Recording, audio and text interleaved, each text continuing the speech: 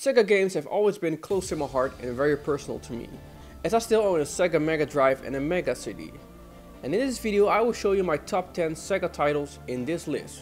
Man, this game was ridiculous. As you might know by now, I like shoot 'em ups, and this game is one of my favorites on the SEGA Mega Drive. Yes, it is again a space themed shooter like so many, but Thunder Force had amazing sprite graphics and huge bosses that came with it. It somehow captured me more than, say, a Rygar. Did you guys know that I'm a former comic artist myself?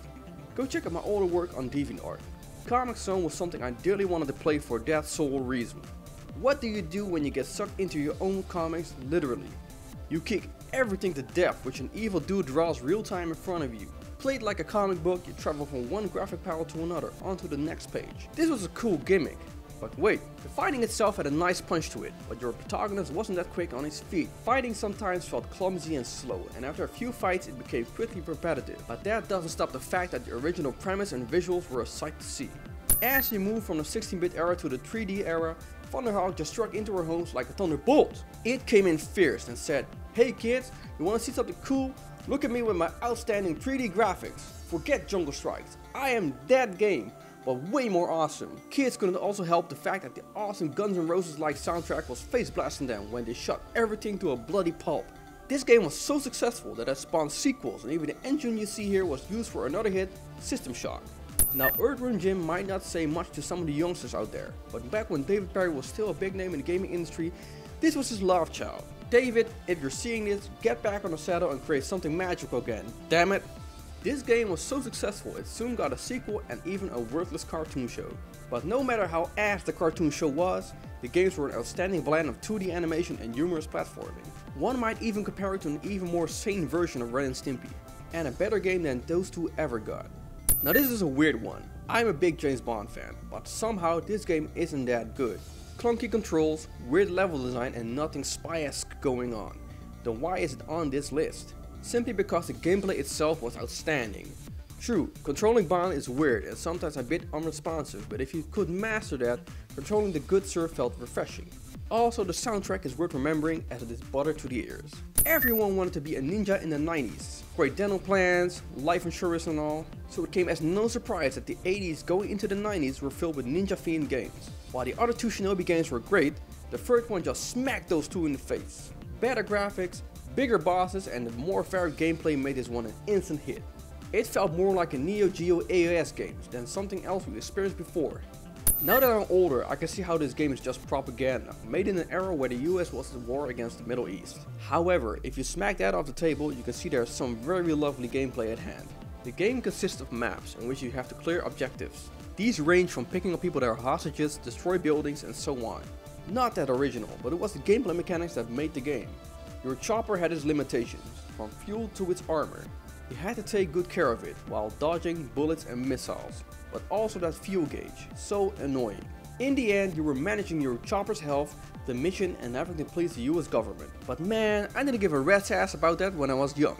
I could blow up shit. I like beating the crap out of people, and riding a motorcycle in the same process is an added bonus. You can beat up everyone at high speed, kick them off their bikes, punch them in the face, or slam them with a stolen baseball bat. Only downside with this game was that once you were in first place, the only challenge was keeping that first place. I always liked taking the police nightstick from the officer and slamming him back with it.